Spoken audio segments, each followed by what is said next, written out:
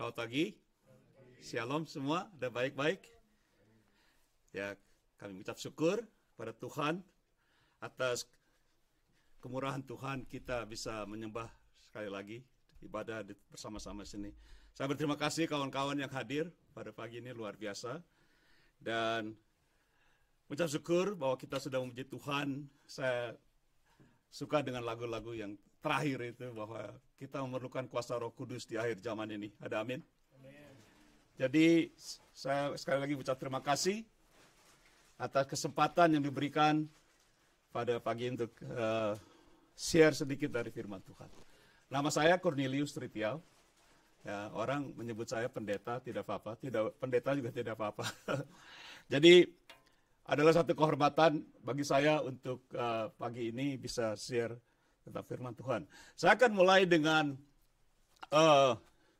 dua buah pertanyaan. Thank you, Stephen.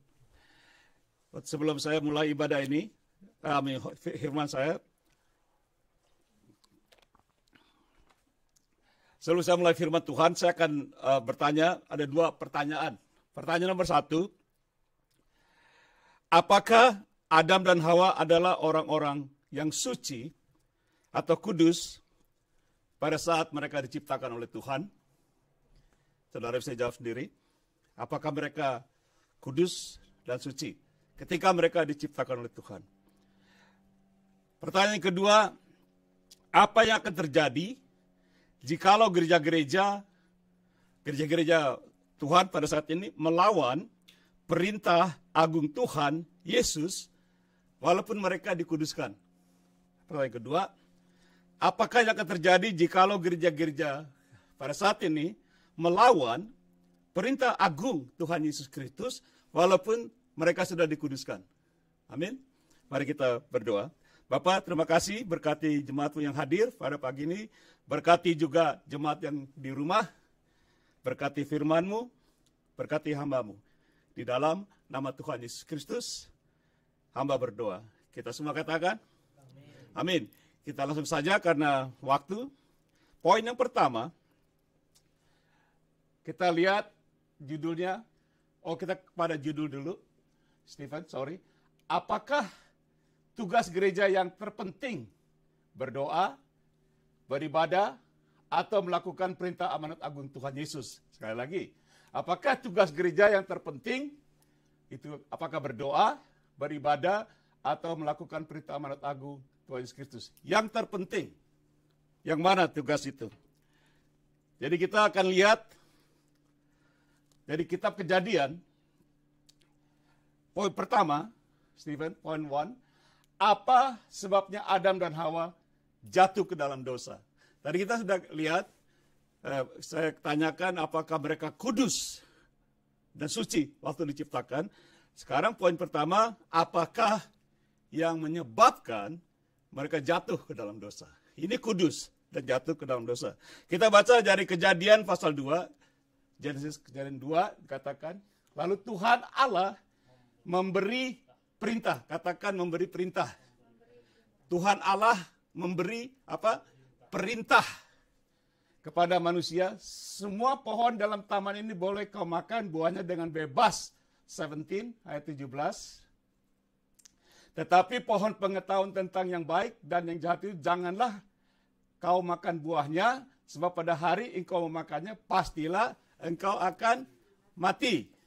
Jadi di sini Tuhan Allah memberi perintah pada Adam dan Hawa yang kudus dan suci supaya jangan makan pohon ini. Kalau kamu makan pohon ini, kamu akan mati. Nah, yang apa yang membuat Adam mati? Ternyata kita tahu Adam hidup 930 tahun. Lama hidup. Saya 72 tahun aja sudah ngos-ngosan sampai gini. Sering pelari kemana-mana. Ya, tapi yang mati adalah rohani. Terpisah dari Allah. Secara rohani. Bukan secara tubuh. Karena dia hidup beratus tahun. Jadi mereka dikomandokan, diperintahkan oleh Tuhan. Jangan kamu makan. Kamu akan mati. Mati rohani. terpisah. Poin yang kedua, apakah perintah yang tertinggi dari Tuhan Yesus terhadap gerejanya? Apakah perintah yang tertinggi? Oke, dari Tuhan Yesus kepada gerejanya, kita lihat Markus 16 ayat 15 dikatakan, lalu ia Tuhan Yesus berkata kepada mereka, pergilah ke seluruh dunia, beritakanlah Injil kepada segala makhluk. Ini perintah. Nanti kita lihat kenapa kita tahu ini adalah perintah. Kita tahu dikatakan perintah yang agung. Kita baca next verse. Karena itu, pergilah, jadikanlah seluruh bangsa muridku, dan baptislah mereka dalam nama Bapa dan Anak dan Roh Kudus. Nah, ini perintah agung. Ingat, Adam diperintahkan, jangan makan buah. Sekarang gereja juga apa? Diperintahkan untuk memberitakan Injil. Dua-duanya adalah perintah. Yang satu perintah waktu mereka masih kudus, ya, masih suci. Sekarang gereja juga yang dikuduskan oleh Tuhan dan Yesus diperintahkan. Cuma bedanya ini adalah perintah yang agung. Perintah tertinggi yang dikatakan sendiri oleh Tuhan Yesus. Bukan pendeta. Jadi kita baca Kisah 1 pasal 2, kisah pasal 1 ayat 2, sampai pada hari ia terangkat, sebelum itu ia telah apa? Memberi apa? Perintahnya oleh Roh Kudus kepada rasul-rasul yang dipilihnya. Jadi sebelum Tuhan Yesus ke surga, dia memberi perintah kepada murid-muridnya. Perintahnya apa kita tahu tadi? Pergilah ke seluruh bumi, beritakan Injil kepada segala makhluk. Ini perintah sebagai saksi Tuhan. Bagaimana kita tahu perintahnya sebagai saksi Tuhan? Kita baca ayat 8. The next verse. Tetapi kamu akan menerima kuasa kalau Roh Kudus turun ke atas kamu, dan kamu akan menjadi apa? Saksiku di Yerusalem, di seluruh dunia, Yudea dan Samaria, dan sampai ke ujung bumi. Tuhan Yesus mau naik ke surga. Ayat tadi kita baca, dia kasih perintah. Perintah agung. Pergilah kamu memberitakan Injil. Sekarang kita lihat.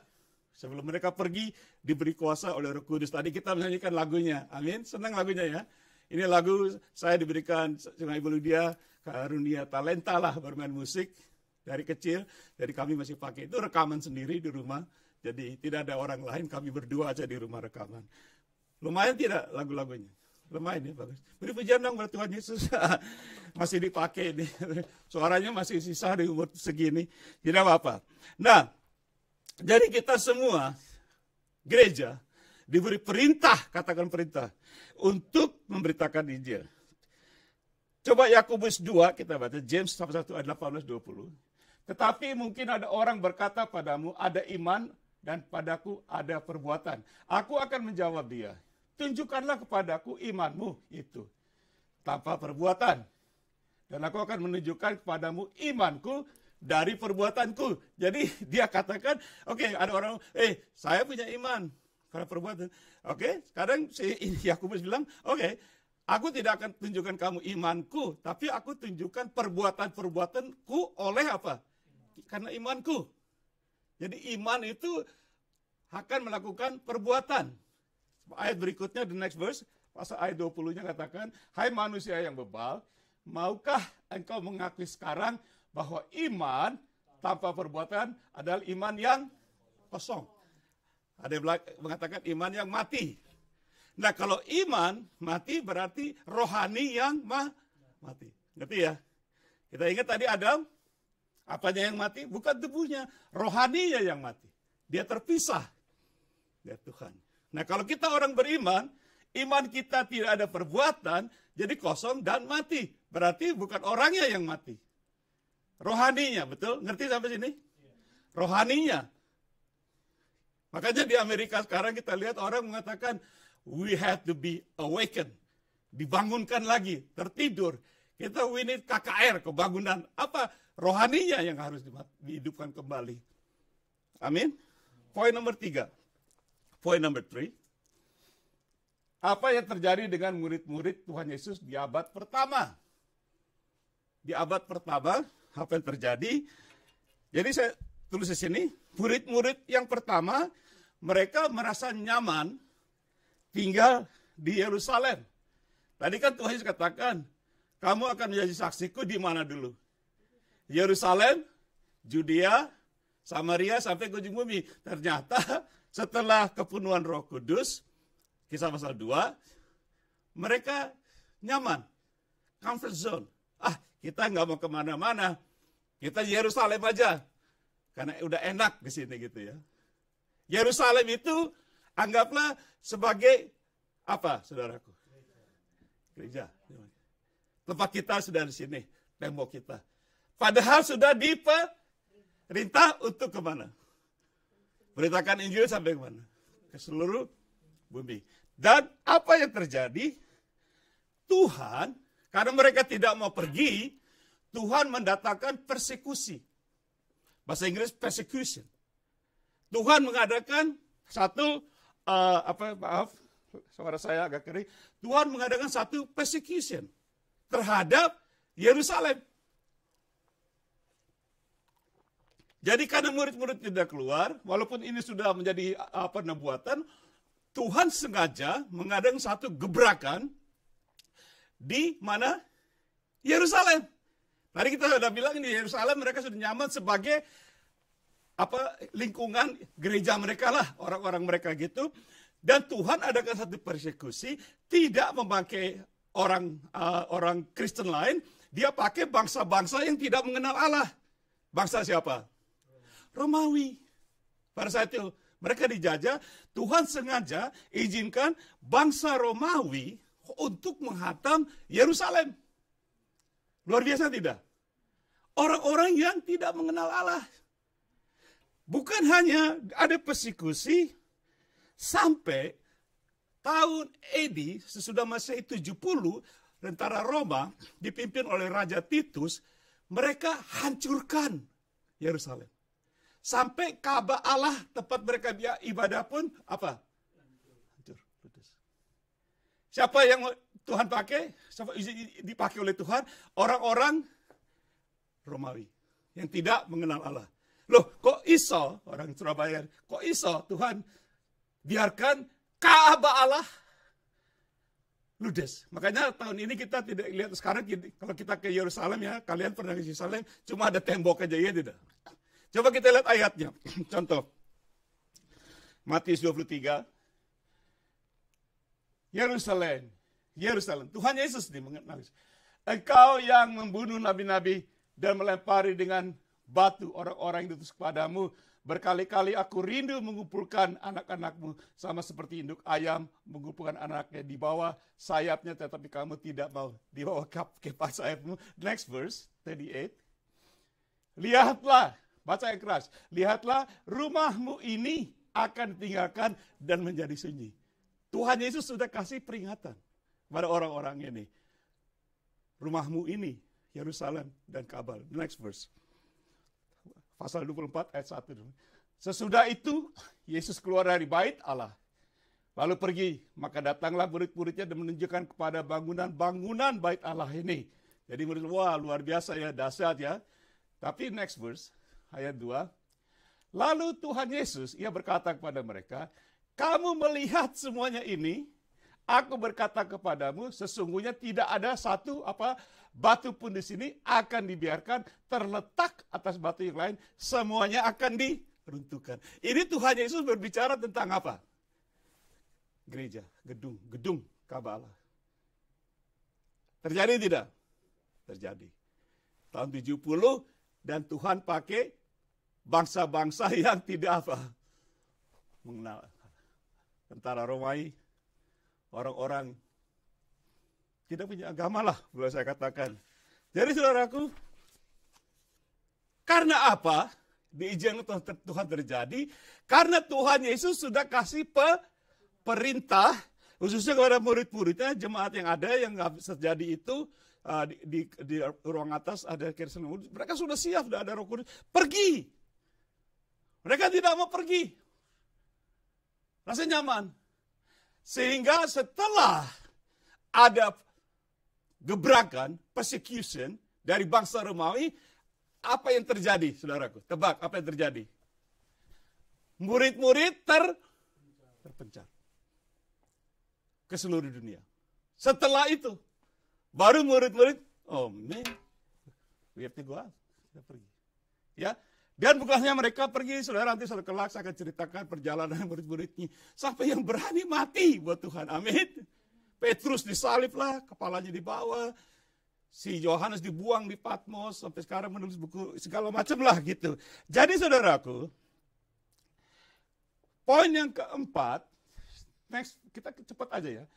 Apakah yang sedang terjadi dengan gereja-gereja Tuhan Yesus di hari-hari terakhir ini atau di abad 20 ini? Tadi saya katakan di abad pertama.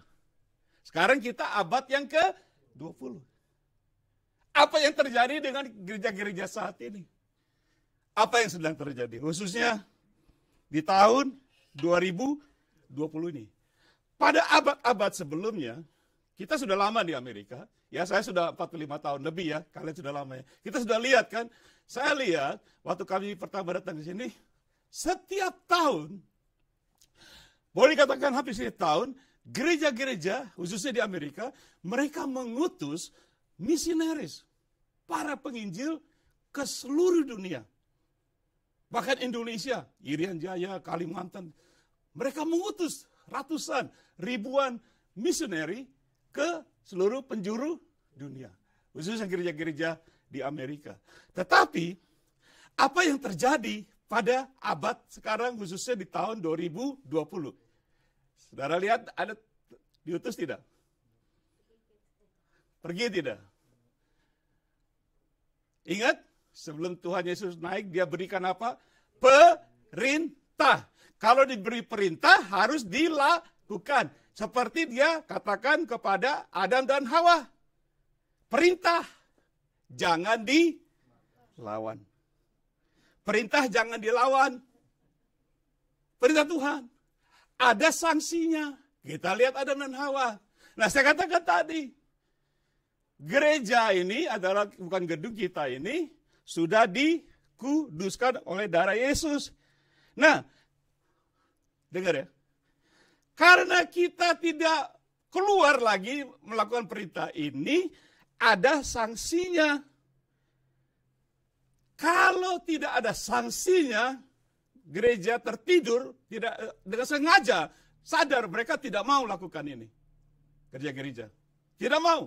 Secara sadar, oh malas, aku nggak ada waktu, aku segala macam malesan. Aku nggak mau menjadi saksi Tuhan.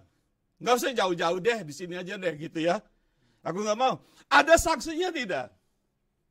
Kalau kita melawan perintah ini. Ya ada sanksinya.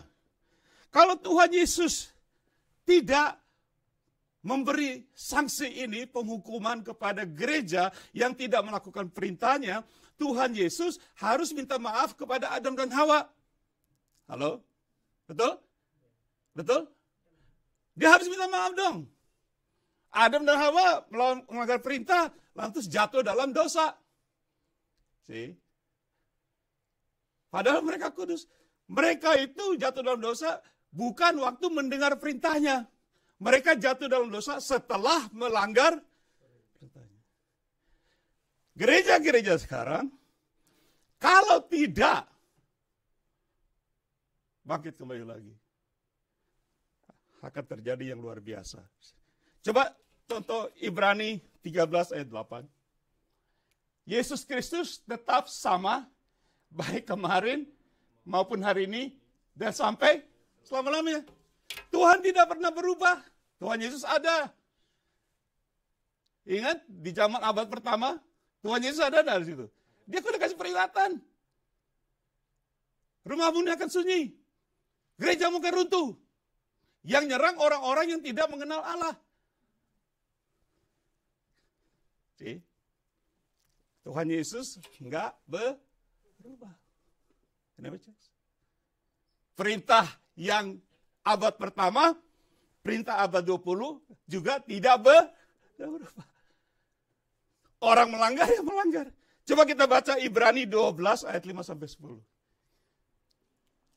Dan sudah lupakah kamu akan nasihat yang berbicara kepada kamu seperti kepada anak-anak? Hai anakku, janganlah anggap enteng didikan dan janganlah putus asa apabila engkau diperingatkannya. Diperingatkan. Kayak aku meringatan juga pakai Tuhan. Ya kita diperintahkan. Next verse.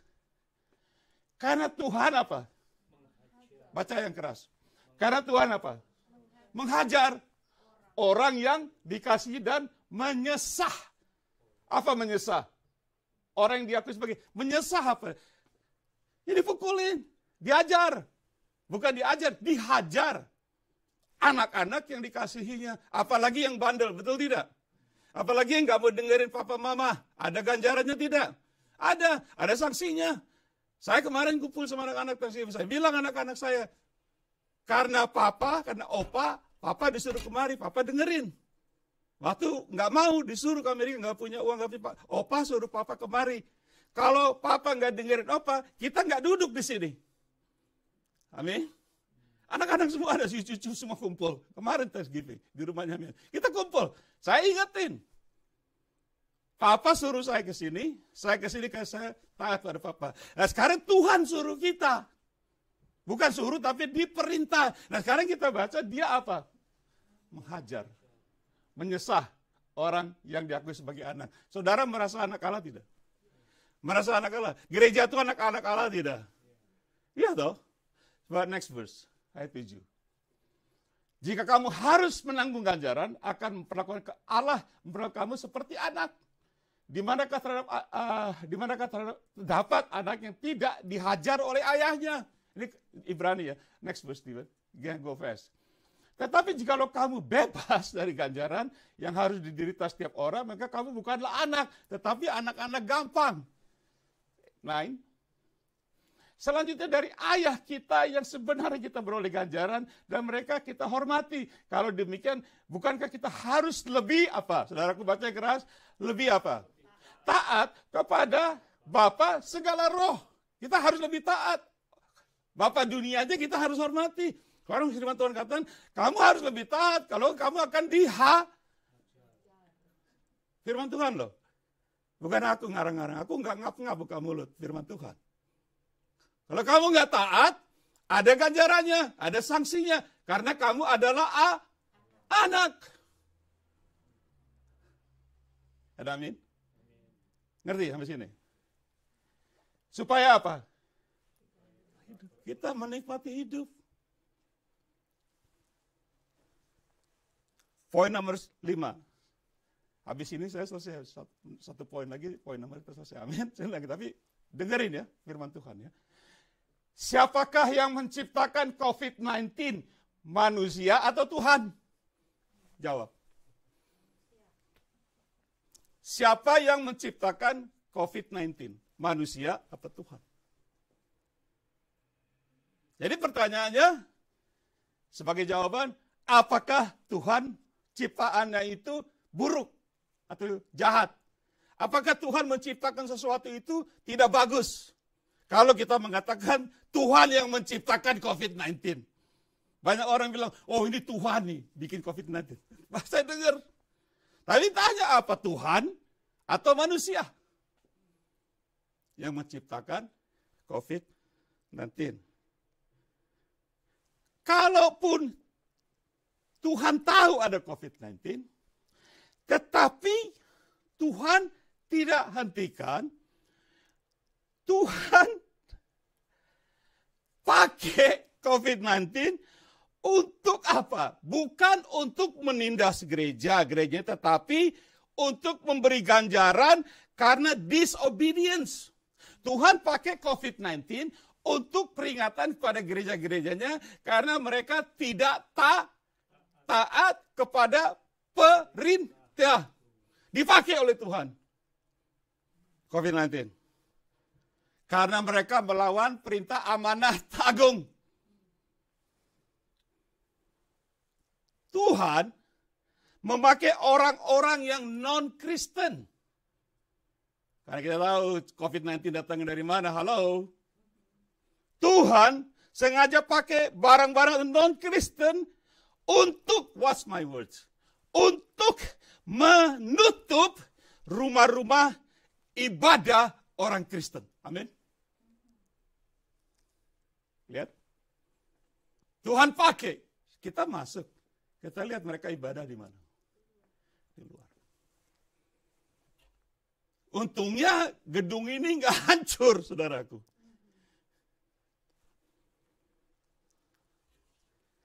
Tuhan juga pakai orang-orang di Amerika ini khususnya yang non-Kristen. Halo? Yang non-Kristen government untuk menutup apa? Untuk menutup apa? Bukan orang Kristen yang menutup gereja ibadah, orang yang non-Kristen, halo, ditutup. Dan kita berdoa, Tuhan kok yang ini, Tuhan, piik, iki, apa, what's going on? Karena kita melanggar perintahnya. Halo, ada ganjaran.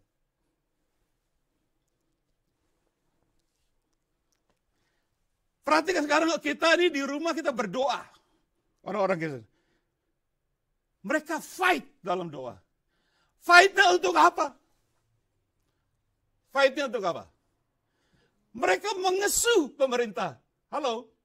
Mereka mengesu pemerintah untuk boleh apa? Disu. Tahu nggak di California disu ya? Dengar ya? Ribuan gereja di California, kita di California, di seluruh mereka sekarang fight-nya, mereka mengesu orang-orang yang menutup gereja supaya dibuka lagi gerejanya. Terbuka nggak sampai sekarang? Saya tanya lagi. Dua orang sepakat dalam satu perkara di bumi, Bapak sepakat tidak surga kalau kita berdoa Tuhan. Sudah 10 bulan lebih orang Kristen sedunia sepakat untuk COVID-19 berhenti nggak? 10 bulan. Billions orang Kristen berdoa sepakat. Betul? Berhenti nggak COVID-19? Makanya tadi saya katakan, apa tugas yang penting kita gereja? Berdoa, beribadah, atau melakukan perintah amanat agung? Yang penting yang mana? Kita orang Kristen fight untuk kembali ke gedung gereja, mengesu, masuk court. Halo? Sampai masuk court. Untuk mengembalikan gedung gereja kita lagi. Masuk court, betul kan? Ya, kita nggak sebut nama, banyak pendeta sampai masuk court, pengadilan. Untuk mendapat gedung gereja kembali. Tetapi mereka tidak fight a good fight, kasih tahu, hey, saya tanya kalian, di Amerika dilarang nggak bersaksi di luar? Di Amerika dilarang tidak? Kita ke pasar-pasar untuk memberitakan Injil Tuhan, dilarang tidak? Tapi terjadi tidak? You can read my mind, right? Ditutup. Mereka tidak fight a good fight of faith. Ingat, faith tanpa words, what? Iman tanpa perbuatan, mati. Rohani. Mereka tidak berdoa fight Tuhan. Kita lagi dibebasin di Amerika ini atau di seluruh. Kita nggak dilarang untuk bersaksi ke Amerika. Nggak dilarang. Asal pakai ini segala macam distrik kita ngomong. Kemarin kami ke pasar toko dasi kita 1 jiwa menang kemarin. Hari Jumat dari kita pergi. Kita nggak dilarang. Nggak usah masuk court. Nggak usah ngesu-ngesu pemerintah. Kita nggak dilarang, nggak usah ngesu pemerintah. Itu bersaksi bagi Tuhan. Kita pergi nggak? Kita pergi nggak? Kalau kita nggak pergi ada sanksinya tidak? See? Banyak orang bilang Pak Riki itu kalau khotbah keras, saya nggak khotbah nggak keras, ngasih tahu yang benar. Beda ya tidak, Pak Jos? Ngasih tahu yang benar. Saya dikasih ilham sama Tuhan, kamu kasih tahu ini gereja-gereja. Saya kemarin juga, kakak saya baru meninggal, kami kumpul pakai ini YouTube, semua keluarga di Jakarta, keponakan adik saya, kakak saya, semua tahu. Saya kasih tahu yang sama. Om sekarang ngomong apa? Saya bilang keluarga kita Riau ini lagi doom, gituin aja langsung. Kita harus keluar. Kena COVID semua di Indonesia. Ternyata kakak saya itu kena COVID juga. Banyak yang bilang apa lagi? Pendeta-pendeta juga banyak yang mati kena COVID. Saya bilang kalau kamu punya iman kuat, kamu keluar bersaksi, penyakit diusir. Saya bilang saya sama anak-anak kita aman gitu. Apalagi California juga gitu. Mereka bilang, iya ya, kita aman. Keluarga saya di New York juga kena COVID semua. Kamu harus berhikmat dan cerdas. Kita pakai max hikmat. Kemarin kami keundang ke Las Vegas nggak jadi pergi. Ternyata Tuhan buka ini, saya telepon untuk cari hotel. Anaknya bilang, Om jangan ke sini, kita lagi kena COVID semua. Seluruh gereja. Saya pakai hikmat. Saya bilang, oh pokoknya Tuhan suruh kita pergi-pergi. Kan bodoh ya tidak? Saya bilang, no, kita postpone. Bukan cancel, postpone. Oke. Akhirnya mereka tutup.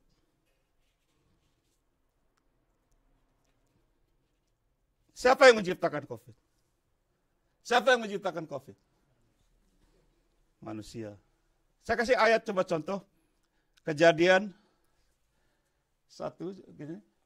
Ini yang diciptakan oleh Allah, bukan manusia. Kalau Allah yang menciptakan, hasilnya apa? Ya tidak. Maka Allah melihat segala yang dijadikannya atau diciptakan itu sungguh-sungguh apa? Baik. Kalau Allah yang menciptakan seluruh setelah penciptaan dunia ini 6 hari diciptakan bagus ya. Bukan satu, berapa? Semuanya. Binatang-binatang bagus, monyet-monyet, gajah-gajah, dinosaur. Semuanya baik. Itu yang diciptakan Allah. Coba kita lihat Yakobus 1:17, next verse, Stephen. Setiap pemberian yang baik dan setiap anugerah yang sempurna datangnya dari atas, diturunkan dari mana? Dari Bapa segala terang, padanya tidak ada perubahan dan bayangan karena pertukaran. Tuhan nggak gantiin kirim nih, gue kasih lu yang jahat. Enggak. Dia setiap dia kasih, sempurna itu adalah semuanya baik. Tetapi dia izinkan COVID-19. Dia izinkan orang-orang yang tidak percaya Tuhan untuk tutup gereja. Sudah berapa bulan? Hampir setahun. Nah kita berantem sama pemerintah. Tapi kan berantem, lu gak usah berantem sama gue, ada tuh banyak tuh jiwa di luar tuh. Amin. Siapa yang, how many of you get this? Let me see your hands. How many of you get this? Nah saya serius loh. Saya gak main-main. Contoh saya tanya kalian, boleh gak tanya? Kapan terakhir kalian ingat, terakhir kalian ingat, kalian berdoa dengan satu jiwa di luar gedung gereja, berdoa. Siap Tuhan Yesus dan berdoa dengan mereka. Terima Tuhan Yesus. Kapan terakhir kita bikin? Kapan terakhir kalian di rumah bikin? Keluar, diperintahin Tuhan. Kita nggak dilarang Tuhan, nggak dilarang pemerintah untuk bersaksi di Amerika. Kapan terakhir kalian ingat keluar memberitakan Injil? Kapan terakhir? Ingat nggak? Dan kita rasa nyaman. Nggak usah, nggak apa-apa. Tuhan baik. Hey, no way. Ya, Tuhan baik. Dan kita disuruh, diperintahkan. Kecuali saudara tidak merasa seorang gereja. Gereja adalah artinya apa? Tubuh Kristus. Kita. Kalau kita disuruh nggak mau, ada sanksinya. Diperintah kita. Siapa yang rasa mau pergi sekarang? Siapa yang memberitakan Injil? Saya kasih tahu saudara, kalau Tuhan izinkan hancurkan Yerusalem, kira-kira rumah kita rusak nggak? Hah? Di rumah nih, beribadah, Tuhan ini kami. Saya ngomong sama keluarga saya kemarin, baru kemarin saya bilang, kamu ngumpet di rumah. Kamu terang dunia, kita simpan di tembok ini, kita simpan gantang kita ini di tembok. Tembok rumah kita simpan terang Tuhan. Kita jadi garam yang nggak berguna. Terang nggak? Kristen nggak berguna. Saya ngomongin diri saya juga. Bapak Ibu jangan pikir Pak Rituan nunjuk. Enggak, saya juga. Makanya saya lakukan. Saya juga. Saya mau. Ini kalau kita nggak di suruh ngumpul-ngumpul, saya udah wah. Pokoknya dengan sepatu. Walmart itu gereja saya. Home Depot gereja saya. Apalagi park. Bukan saya arogan. Dan saya tahu ini semua 40 tahun yang lalu saya belajar. 40 tahun yang lalu saya sekolah di sini. Baiklah saya sekolah, saya sudah tahu ini. Saya sudah tahu ini, perintah ini. Dan kita tidak lakukan. Ada amin? Mau diselesaikan tidak khotbah ini? Ya, poin terakhir. Tuhan Yesus Kristus akan, siapa yang setuju? Siapa yang setuju kalau Tuhan Yesus Kristus akan segera datang kembali? Siapa yang setuju? Man, I hope tonight. Saya harap Tuhan datang ini hari, Tuhan. Tuhan, aku udah capek juga nih. Udah umur segini ya. Tapi saya juga masih jaga kesehatan. Kita jaga kesehatan. Saya ini aja, belakang ada kakak saya meninggal, ada duka cita. Tetap saya masih setiap hari itu keluar main basket di belakang rumah sendirian. Di panas-panas terik main basket sendirian. Bukan 1 menit, 2 menit, saudaraku. 1 jam. 1 jam. Sendirian. Itu Ibu Lydia saksinya. Malah sekarang dia nyuruh. Yaudah kamu keluar sana, ada matahari bagus katanya. Diingetin sama dia. Bukan 10 menit. Orang bilang, exercise setiap hari 5 menit udah cukup. No. 1 jam saya main keringetan, mandi. Besok main lagi. Hari Minggu ya jangan dong. Tuhan Yesus akan datang kembali segera. Bahkan dia bilang sendiri, I will come soon. Nah, kira-kira siap nggak? Siap nggak? Dia datang. Dia sendiri bilang, anak manusia datang kembali, apakah dia ketemukan See? Dia tidak cari gedung. Orang Kristen dia cari. Iman tanpa perbuatan. Mungkin firman Tuhan lagi bilang, anggaplah kesabaran Tuhan untuk kita bertobat. Ini Mas Hari udah terlalu lama dari aku pisah-pisah terus, dia nggak datang lagi, jadi ngomongnya agak lain juga. Anggaplah kesabaran Tuhan untuk kita diselamatkan. Kita bertobat. Poin nomor 6, terakhir. Tuhan Yesus Kristus akan segera datang kembali. Katakan segera. Ini yang luar biasa. Tuhan Yesus nggak kasih tahu tanggal harinya. Kalau nggak kita relax aja, masih lama kok. Aku masih barangkali, Tuhan Yesus bilang nanti tahun 2030. Oh masih 10 tahun kok, masih enak. Yuk kita ya ke pantai aja kita, yuk. Kita dansa-dansi aja. Tuhan Yesus bilang, iya sama kawin manis nanti kayak zaman Nuh. Ingat? Kayak zaman Nuh. Baterainya ditutup, pintunya mati semua nggak orang di luar? Mati semua nggak ibu-ibu? Matinya bukan karena Tuhan, karena air laut bisa bunuh manusia. Air.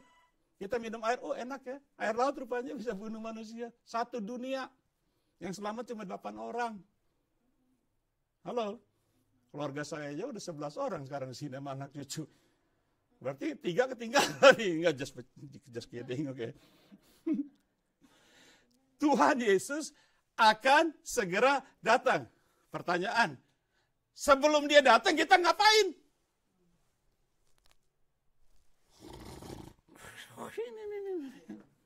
Masih lama kok. Itu. Sebelum dia datang. Iya, Ci, begitu. Oh, masih lama kok. Yuk, pesta aja. Yuk kita. But that is exactly what we're doing. Gereja-gereja udah kasih peringatan. Aku datang seperti nggak tahu kamu. Nggak ada tuh maling mau masuk rumah. Ntar malam gue mau datang ya, jam segini. Lu jangan di rumah ya. Oke, gue keluar daripada dibunuh. Maling aja nggak ngasih tahu. Tuhan bilang kan, dia pencuri.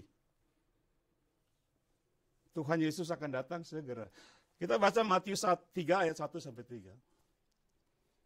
Pada waktu itu tampillah Yohanes Pembaptis di padang gurun Yudea dan memberitakan, next verse, Stephen, number 2. Yang keras Bapak Ibu. Sebab kerajaan sorga sudah dekat.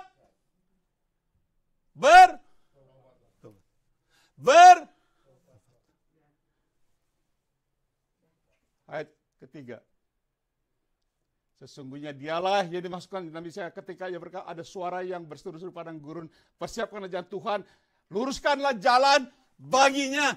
Nah, ini kedatangan Tuhan Yesus yang pertama dengan kerajaannya. Yohanes Pembaptis bilang pada sini orang ada jutaan di Yerusalem, di Israel. Hei, lu orang bertobat, siapkan jalan Tuhan karena dia akan datang. Siapa audiensnya? Orang Indonesia?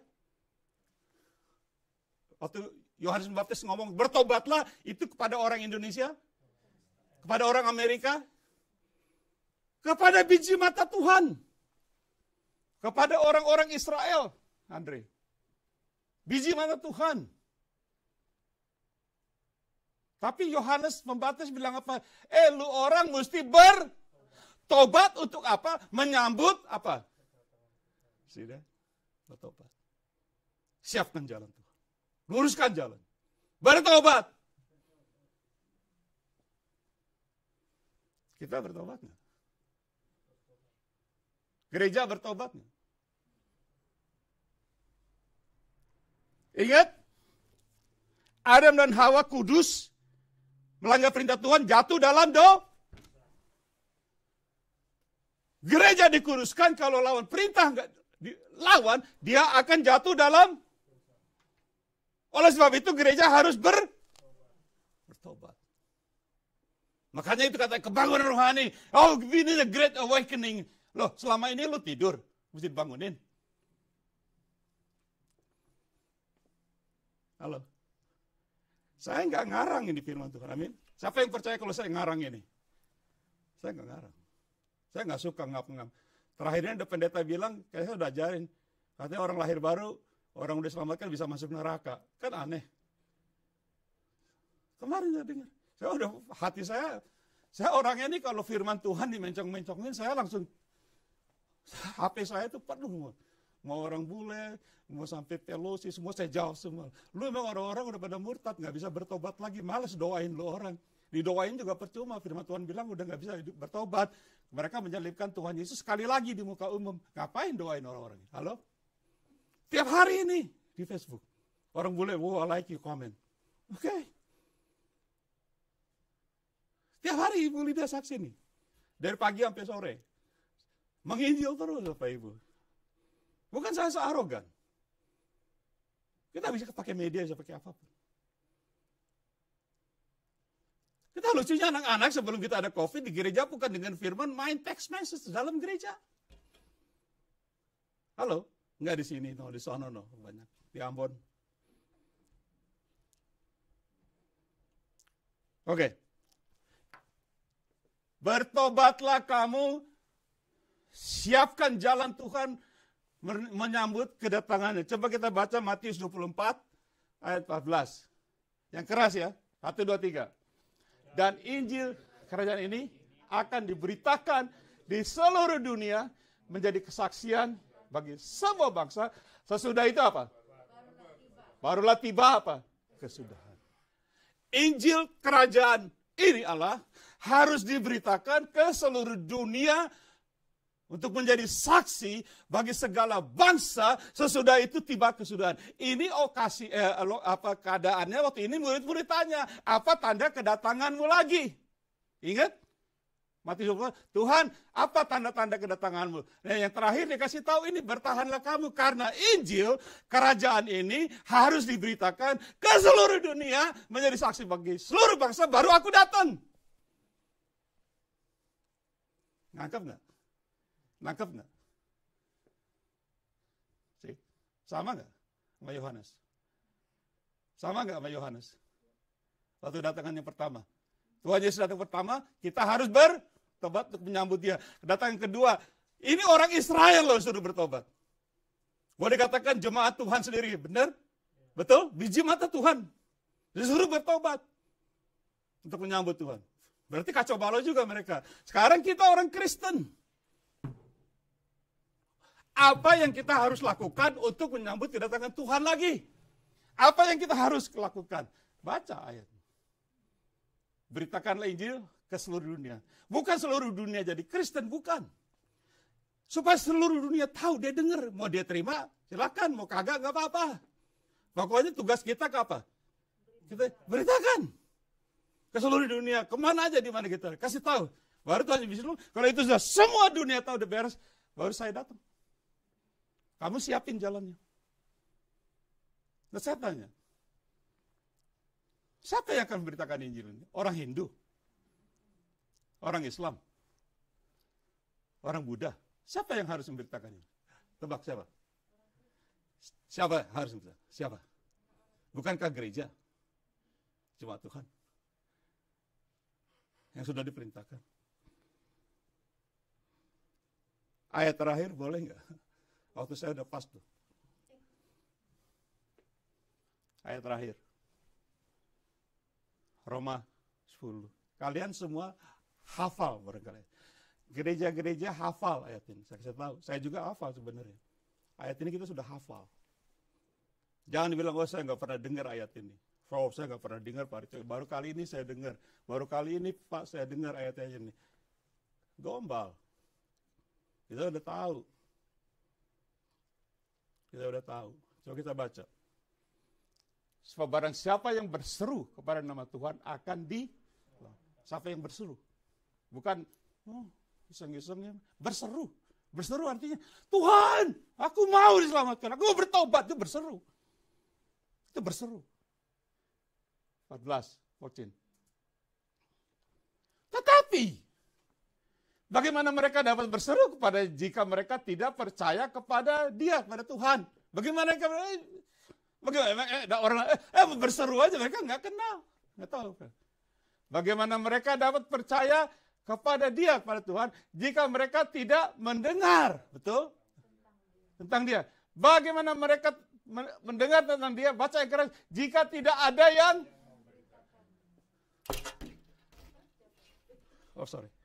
kita ini sekarang gereja.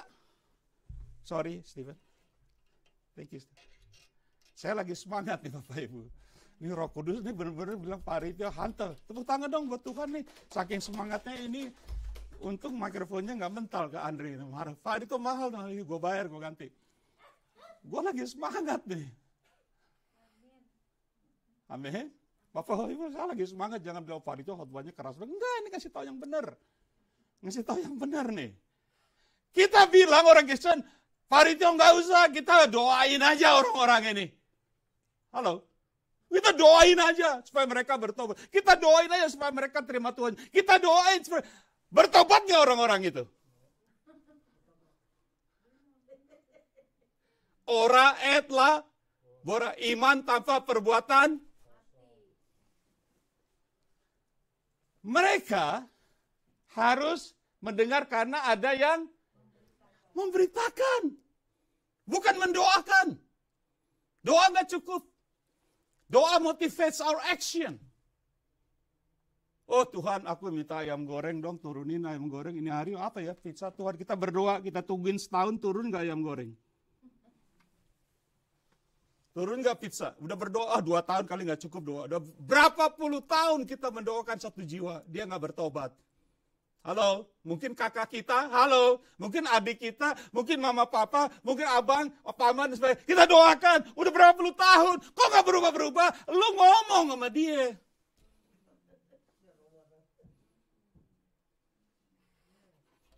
Karena kata-katanya tidak ada yang memberitakannya.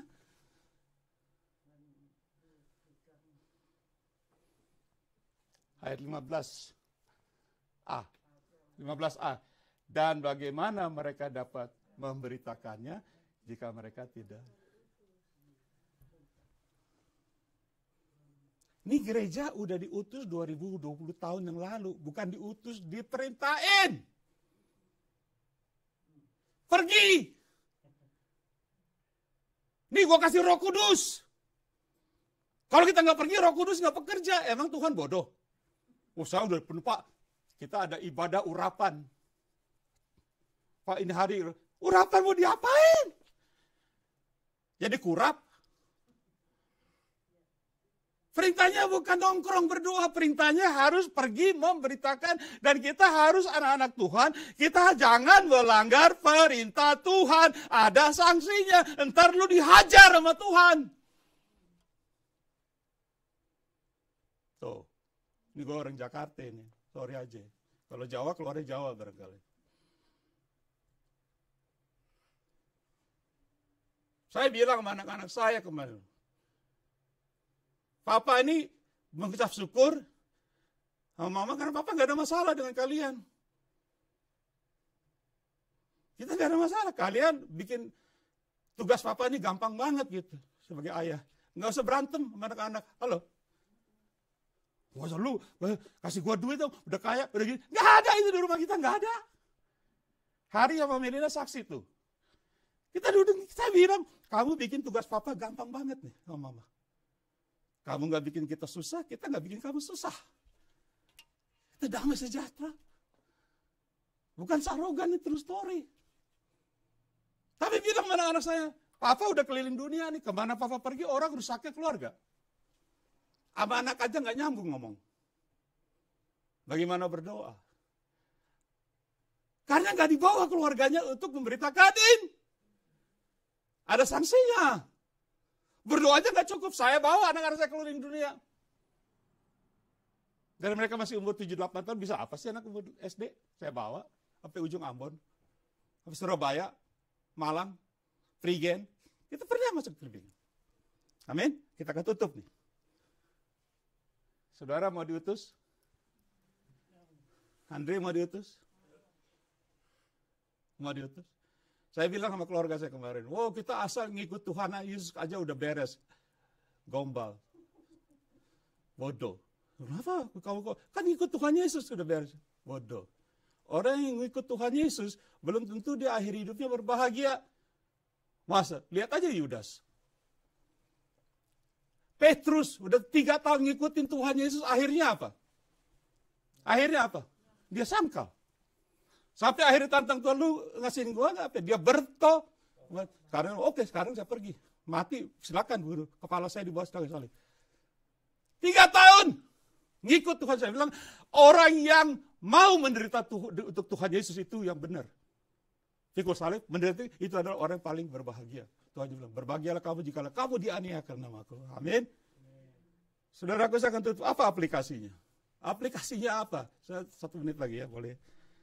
Jadi sekali lagi, apa tugas yang terpenting dari gereja-gereja Tuhan? Khususnya now, sekarang. Saudara tebak apa? Tugas yang terpenting apa? Disciple. Jangan sampai kita ibadah di luar.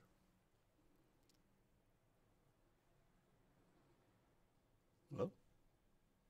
Bahkan gak mau ibadah. Sekarang Tuhan Yesus berkata 2 orang aja sepakat atau 1 perkara, Bapak sepakat, udah ribuan, udah hampir 10 bulan, seluruh dunia sepakat doain ini, enggak dijawab sama Tuhan. Karena perintah Tuhan bukan untuk berdoa. Perintah Tuhan bukan untuk beribadah. Ingat? Perintah Tuhan untuk keluar pergi memberitakan Injil. Sambil lu berdoa.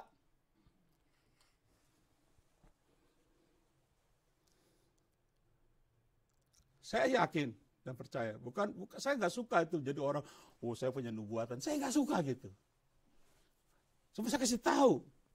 Saya yakin kalau seluruh gereja berkeluar bangun memberitakan Injil lagi, COVID-19 berangkat. Saya bilang orang yang menang dalam COVID-19 adalah orang yang imannya kuat, adalah orang rohani. Lari itu penyakit. Siapa yang mau melakukan perintah agung? Saya lihat. Haleluya sih deh.